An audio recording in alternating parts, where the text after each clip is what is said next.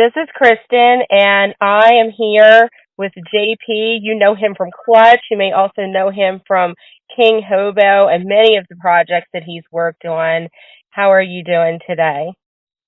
I'm doing great today. How are you? Great. So, first of all, I know King Hobo will be releasing their new album here coming out at the end of May. Talk to me a little bit more about that. And I did get a chance to hear the first single, which is Hobo Ride. And if you'll share a little bit about that particular song. Yeah. Well, King Hobo is a side project that I share with myself and Per Viberg and Thomas Anderson. I met Per a long time ago when we were touring with Spiritual Beggars. Clutch and Spiritual Beggars did a about a 3-week run of Europe, and it was great right away. As soon as I met Per, we had a very good rapport. We appreciated a lot of the same music. He turned me on to a whole bunch of music. He's one of these guys who has a very extensive knowledge of all kinds of rock and roll, and so we had a really good time on that tour. And we just sort of just traded ideas and talked about music that we liked. And that really that started a friendship, and I think in a partnership in a lot of ways. We crossed paths again on the Sounds of the Underground while he was playing keyboards for Opeth. And on that tour, we actually had a couple opportunities to play together. And the seeds of King Hobo were sort of planted on that tour. Shortly after that tour, I was able to go over to Sweden, and I played with those guys in a small town called Borlänge, and that's up in the country there in Sweden. It's a beautiful place, and that's where I got to meet Thomas Anderson, who plays guitar in the band Kamchatka, and he really blew me away. He was super talented guy, super creative guy, and just a powerhouse of a guitarist. And so we had a good time making that first record, and it took a couple of years for us to get back together again and get some new ideas together. We were able to do that, and this time we did that in Varberg, Sweden, which is where Thomas lives and where Kamchatka records and rehearses. And so Toby, the drummer of Kamchatka, he engineered and produced these sessions, and we were able to come up with a collection of tunes that we're really very excited about. It took some time to get the record mixed, but it's done now, and we're excited to get it out there for everybody to hear.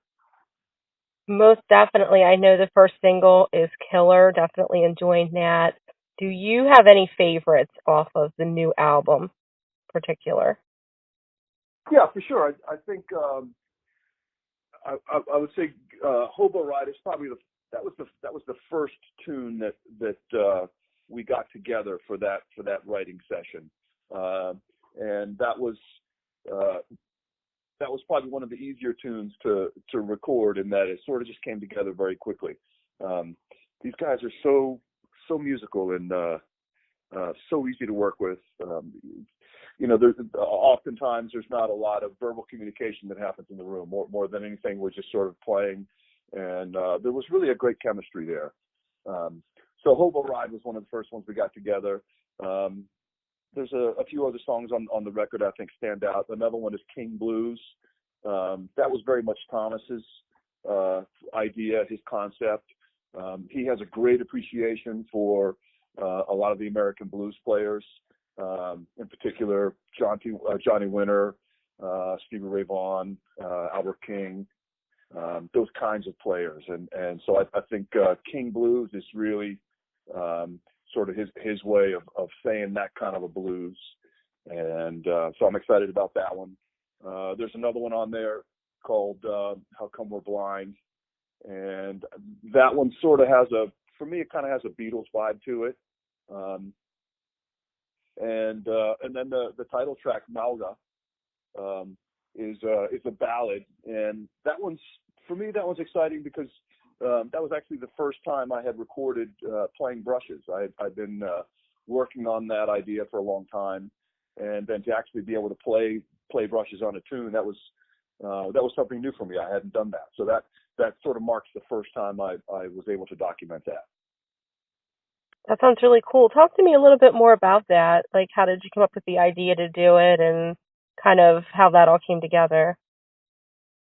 As far as playing the brushes or playing with the band? Right, playing the brushes in particular.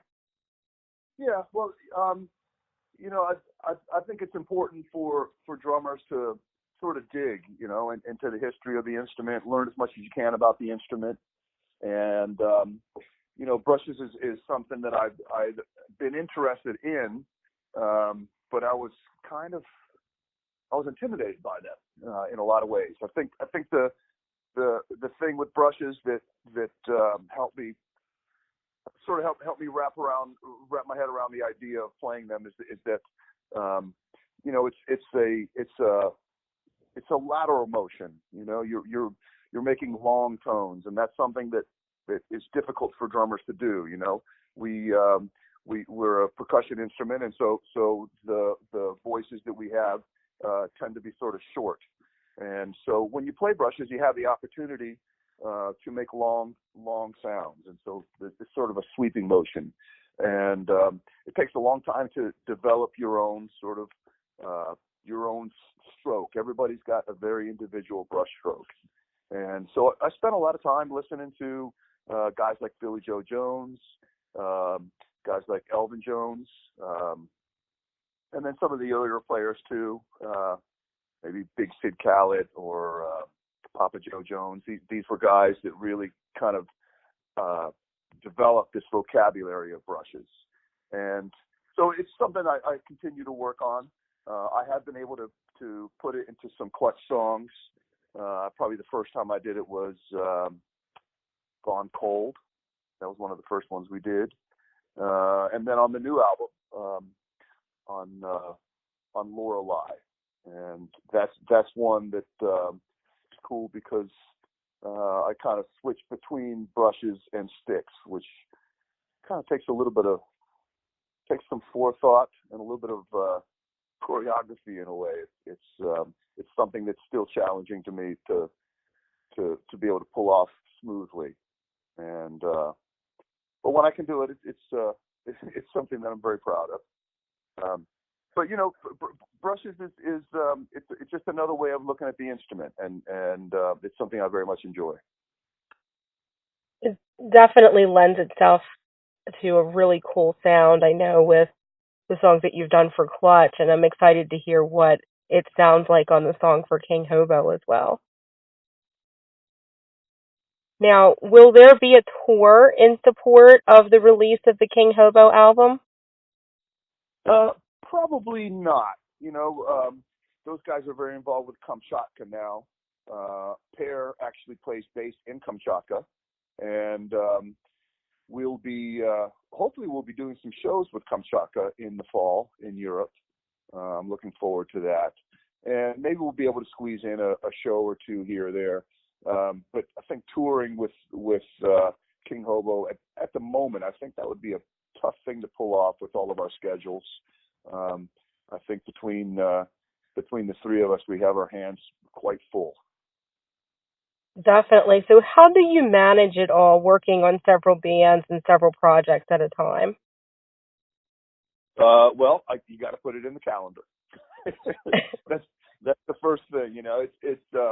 It's always fun to sit around with musicians and talk about things. Hey, let's we got a concept for this or an idea for this, or let's try doing this kind of thing. And that's fun, but for me the challenge is to get it in the books. And so if I can manage to get it into my calendar, that I can sort of work around it. Clutch is super busy, probably busier now than we've ever been. There's certainly no shortage of tours to go on or songs to record, so my hands are quite full with Clutch. But I get a great deal of enjoyment out of playing with other musicians. Every time I have that opportunity, I learn something, and in the end, it's sort of I think it makes I think it makes Clutch better because I have the opportunity to get out there and experience other players, other musicians, uh, write different kinds of songs, and ultimately these experiences hopefully sort of enrich Clutch in a way. Um, because after all, we've been playing together for almost 30 years now, and so we have a great deal of communication amongst ourselves, and I think it's important to sort of inject new ideas and new energy into these things, and so wherever you can get this inspiration from is important. It might be from a record, it might be from a movie, or it might be just from jamming with somebody else. Then that person might say, "Hey, why don't we try this kind of a thing?" And I'll think to myself, "Well, I've never done that. My band's never done that. So let's give that a shot, see what that's like." So it's a process, and I enjoy it. I think you have to look at it like that. You have to look at it like a process. You don't ever get to the end. It's not as if I'll ever be able to say, "Oh well, I wanted to learn about the drums, and now I did. I learned everything that there is," or "I wanted to learn about music, and I've learned it all." That is not the case. And for me, it's something I think about every day. And so I am constantly challenging myself to try to learn new things and incorporate these ideas into my voice.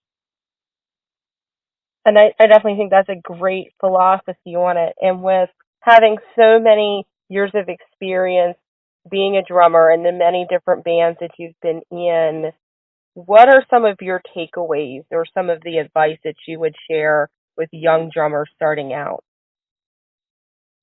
Well, I would say, first of all, play with as many people as you can, and listen to those folks that you play with. And sometimes you have the opportunity to play with folks that might not have as much experience as you, and in which case maybe you can help lift them up. And oftentimes you're gonna be playing with people who have more experience than you. In which case you need to keep your eyes and ears open, pay attention to what's going on, and try to learn as much as you can about the music in that situation. And I would also say when you're playing with other folks, as a drummer, I look at it like I want to support the music. I want to support the other musicians there. I want to support the vocal, and so don't just superimpose what your idea is of the music. Really listen to what's going on there, and then when you hear stuff, make the other musicians feel comfortable. And so it's really about making the other musicians you play with confident about what their ideas are. When somebody brings a guitar riff to the table, listen to that guitar riff and think about how can I make that guitar riff sound best, because it's really about choices. We have these decisions as musicians. We're constantly evaluating the situation. We're constantly thinking about what's going to happen or what just happened, and so it's up to us to sort of take a look at the situation and make the other musicians feel comfortable, make them think, wow, that was a really good idea. I'm so glad I did that because it sounds so good. And I think that's something that a drummer can do, really make the other guys feel confident and comfortable in the music. Most definitely, and it's certainly the backbone usually behind a lot of songs is the drum beat. So I think you're absolutely right on that. So now talk to me a little bit about your setup. Certainly I know we have fellow drummers listening out there. Talk to me a little bit about the gear you use and kind of, your particulars and how you set up to play the drums. Well, as far as the actual drum kit goes, it hasn't really changed all that much since the inception of the band. It's a pretty basic setup. I play one bass drum. I played two bass drums when I was in high school, and I quickly realized that first of all, I wasn't very good at it, and it wasn't interesting to me. I'm much more a fan of drummers who get a lot of sounds out of a few things. So I've got one bass drum. I've got a pair of hi-hats. I got one snare drum, a tom-tom, and then usually one floor tom or maybe two. These days I went back to playing two floor toms. It's kind of nice to have that extra low end, and it can inspire other ideas as well. And then for cymbals, it's pretty basic too. As I said, I got a pair of hi-hats, and then maybe two or three other cymbals that I'll play at a time. Again, I think it's important to choose instruments that allow you to get a lot of tonality out of the drum, and it's really up to the player to pull that sound out of the drum. To me, that's more interesting than sitting down in front of 12 pieces and 14 cymbals. And to be totally honest, the setup that I have keeps me very engaged. It's something I'm still trying to figure out. And there's a lot of other players out there who play a lot more drums and play two bass drums and all these kinds of things, and I think that's great. They're really good at that. And that's just kind of not my bag. I'm a different kind of a player. Certainly, I have appreciation for all those kinds of players, but it's for me, I'm still learning to play one bass drum, one hi-hat and a few cymbals. I know Benny posed a question. He said, ask JP if he will ever play a large-scale drum kit like the band Rush plays. Probably not. I've sometimes we'll tour with other bands and they'll have large drum kits, and it's fun to get behind there and just mess around. I know I've played Bron Dyler's drum kit. He's got a few more things than I do. One time we were on tour with Motorhead, and I had the opportunity actually to play Mickey D's drum kit, and actually jam with Lemmy for a second too, and That's that was awesome. super cool. But as I said, it's the drummers that I draw inspiration from are the ones who can pull a lot of sounds out of a few things. The first guy that comes to mind is Johnny Vodakovich, one of my very favorite drummers, and I talk about him all the time. He has provided me with years and years of inspiration. I'm proud to say that he's a friend of mine and a mentor. And one of the things that I most enjoy about watching him play is watching him sort of morph that drum kit into a million different drum kits. It's incredible the amount of tonality and the sounds that he's able to pull out of just a few drums, and they're small drums at that. So, to me, that's more exciting than sitting in front of 15 drums. I think that makes sense, and I think that seems to have worked very well for you. Elaborate a little bit more for me on who some of your major musical influences have been, and you just shared one, but how that has shaped your music. Well, I think a lot of ways it's that first stuff that you listen to, and that stuff really, I think it makes an impression on you more than you realize sometimes. So probably the first drummer that I really started to pay attention to was Bill Ward from Black Sabbath.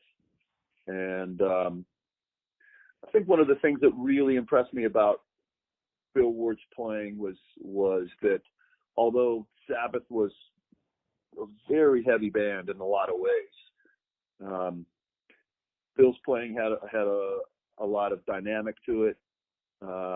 And I remember being a young drummer and hearing these things that sounded like jazz to me, and that kind of knocked me out as a 15-year-old drummer, thinking to myself, wait a second, the guy from Black Sabbath actually knows about jazz, and that blew my mind. I'd listened to drummers like Gene Krupa and Buddy Rich before, but I'd not been able to make that connection, and so making that connection for me was really kind of an epiphany moment, and realizing that drums don't just start, they don't just come out of nowhere. There's a history to the instrument. There's a lineage there, and the great players always, I think, take inspiration from the ones that came before them. And so listening to Bill Ward made me dig a little deeper. And so then I started checking out guys like Mitch Mitchell and Ginger Baker, who had also a very sort of strong jazz or swing influence in their playing. And so naturally you as a drummer, I want to know what were they listening to? Where do they come from? And so that's where you got guys like Elvin Jones, and Max Roach, for instance, and Billy Higgins and Jack DeJohnette, and all these great players that really helped develop what we call this modern drum vocabulary. So I would say for sure Bill Ward was probably one of the first players that really made an impression on me.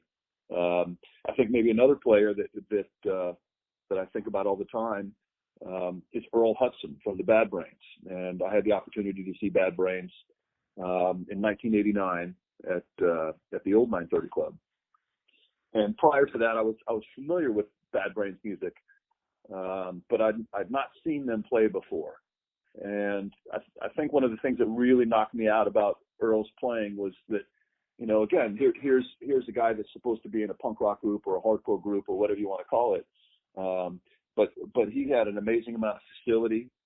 Again, very aware of dynamic, very aware of time. It wasn't as if he was just up there bashing away. This was a real drummer who spent a lot of time learning the instrument, practicing the instrument, and developing his own voice.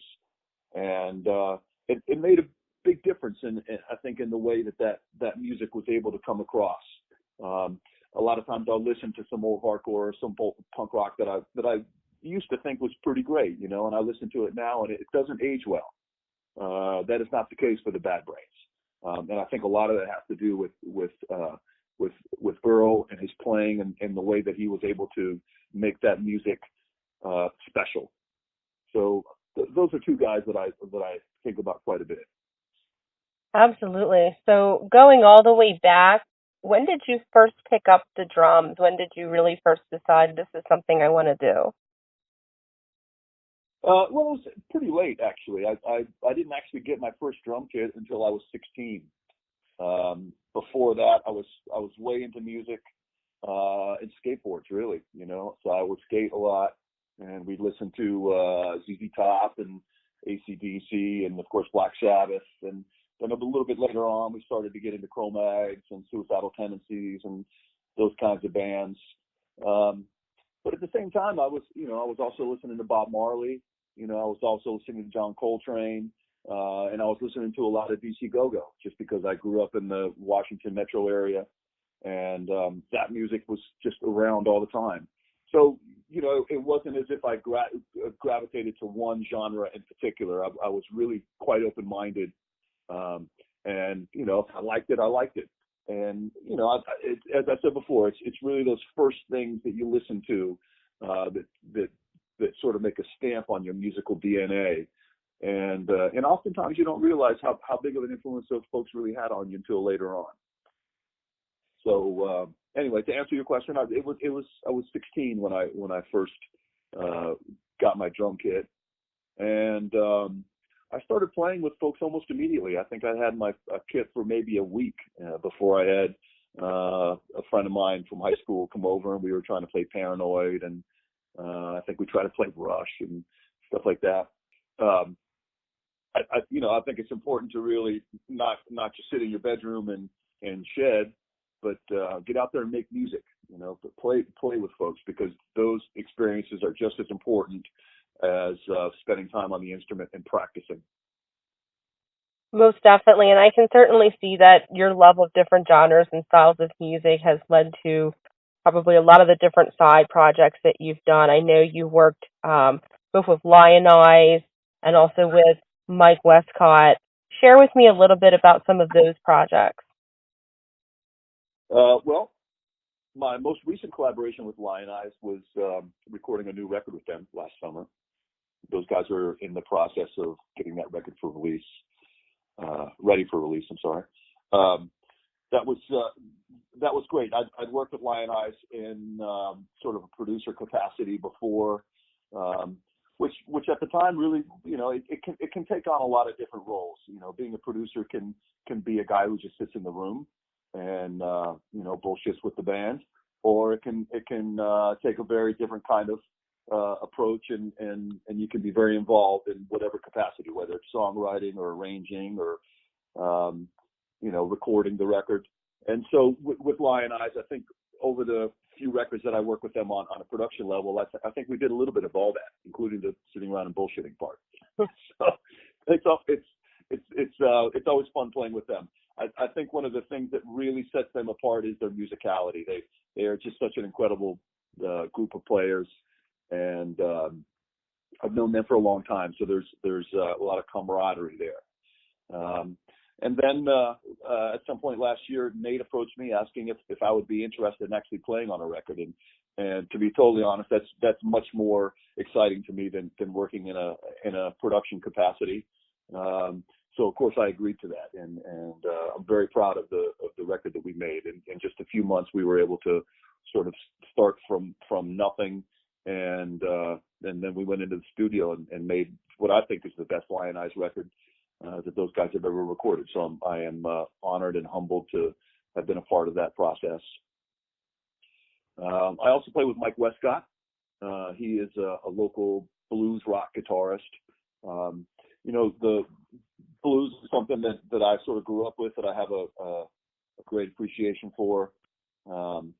And it's something that I really enjoy doing, even if it means just playing a shuffle, just working on a shuffle, I think is something that'll keep you engaged really for your entire life. You don't ever really totally wrap your head around it. There's so many things you could do inside that. And I think the same goes for blues,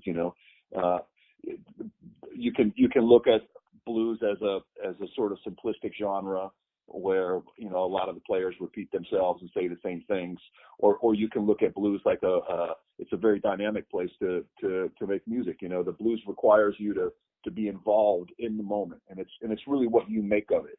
So if you want to play a corny blues, you can play a corny blues. There's a lot of guys who do that. But if you want to play a blues that means something to you, you have to put yourself into it, and it's not going to come from trying to play a whole bunch of fills or trying to think of a bunch of different beats. It's really about listening to the music and listening to the players and putting your heart into that. And so I very much enjoyed my time playing with Mike Westcott. I also play with the bass player called Jay Turner. We're getting ready to record some stuff next week. That'll be great. I'm going into the studio again to record some stuff for a project that I have with Mark Morton and Yanni Papalopoulos. That'll happen the week after next, so that'll be cool too. So I try to stay busy. There's a lot of different things that sort of keep my interest, and for me, I try to get involved with music that's not necessarily like Clutch, because that would be boring. It's great to be challenged by these players that I'm fortunate enough to have a relationship with. Absolutely, but like you said, when you dabble in so many different styles or genres, and then you kind of come back to Clutch, which is your predominant band, I do see a lot of those inferences being brought back into the music. Yeah, and I think that's what makes for great music, right? You want to listen to music where the musicians are inspired, and so for me, I get inspiration from listening to the stuff that's not necessarily rock and roll or hard rock or whatever you might want to call it. You gotta diversify yourself in order to find your own voice. Absolutely. Now, talk to me a little bit about what's going on in the world of Clutch. I know we got Earth Rocker coming up here in July, and rumor has it that there will be some pretty heavy touring over the next couple of years.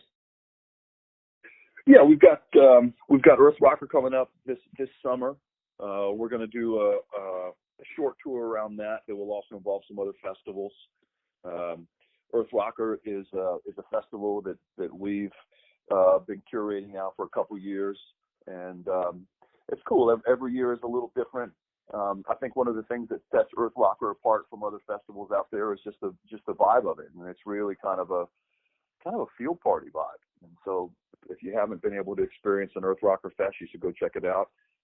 It's not like any other festival you've been to before, I can promise you that. And then we'll be going out again in the fall. We're going to be going out with Dropkick Murphys, and I think that'll be great. I know that there's a lot of Clutch fans out there who also appreciate that band, and they've been looking for a tour like that. And I hope the same is for Dropkick Murphys fans as well. That'll be cool because we're two very different kind of bands, but I think the fan base is similar, in that both bands have been around for a long time, and I think if you're a Dropkick Murphys fan, you've been a fan of the band for a long time, and you're gonna be a fan of the band for a while. And I'm proud to say the Clutch fans are the same way. We're not the kind of band that you sort of get into for 6 months or a year and then move on. We like to grow, and I think our fans do as well. Most definitely, and I think it's a great thing to kind of have bands that are such different styles a little bit. You've got Dropkick Murphys, which brings a lot of that Irish punk, and then of course you've got Clutch, so it's an engagement for both of the different sets of fans to kind of find out more about the other band's music, certainly.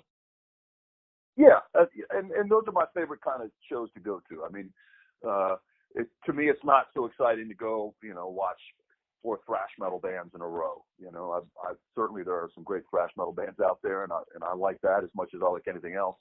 But you want to be able to experience other musics and just check out other bands, and I think it makes for a more interesting evening too. So we're looking forward to that tour for sure. Definitely, and that's something that Clutch has really brought on each of the Earth Rockers, and I've been to every one. Every one has had a much different dynamic as far as who's opened the show. Right, and that's something we're excited about. So tell me what else, maybe that I've missed talking to you about. I know we talked about King Hobo a bit. We've talked about some of your other side projects, about Clutch. Anything else that you're working on, or anything else that you want to share with our listeners? Well, we have a lot of touring coming up, as we talked about. We're going to be heading over to Europe in December. We've got Graveyard supporting us on that one. Kamchatka's going to be on that one as well. Europe is a lot of fun for us because it's a place that we haven't been able to tour as much as we have here in the States, and so it's exciting to go to new places and hopefully some new fans. And we'll be doing a holiday run as well. That's sort of something that's turned into an annual event. And I'm not sure who we're going to put on that yet. We're going to start putting together the bill for that in the coming weeks. And that was always fun too, because we try to come up with some different kinds of bands to put on the bill. That always makes it fun. Last year we had Lionize and Mike Dillon and Misfetics. That was great. So we'll see what we cook up for that. And we have some new music coming out too. We recorded some covers, and we re-recorded a few old songs. I won't divulge what those songs are just yet. They're going to be coming out over the course of some months, and that'll be fun. I think we're going to try to experiment with doing some digital-only singles and see where that takes us. As much fun as it is to record an entire album and release it all at once, it might be fun to record a few songs here and there and get in the studio, put them out there, and then record a few more. And I think in that way we might cover some different kind of ground that we've done in the past. That's not to say that we won't record more albums, because we're certainly going to do that. But we're going to experiment with releasing some singles here and there and see where that takes us. Definitely sounds cool. We can't wait to get our hands on that. Do you have any idea when the first single might be released? Sometime this summer. Awesome. We'll definitely look forward to that. So it's definitely been great chance to catch up with you, to hear about all the different projects and everything that you're working on. If there's anything that you would like fans, or especially the gearheads, to know about you or your music, maybe something that we don't already know, what would that be? Well, I don't know what you know and what you don't know, but we look forward to seeing you at Earth Rocker. Everybody, come on out for that. Check out one of the Dropkick Murphy shows if you have the opportunity to do something like that, and look for these singles that'll be coming out. We're going to start releasing them in the summer, and we'll probably continuously release those, probably for the for the rest of the year. Maybe every few weeks or so, we'll drop a new song, just to keep ourselves engaged and hopefully the fans as well. Absolutely. So I definitely appreciate you talking with me today.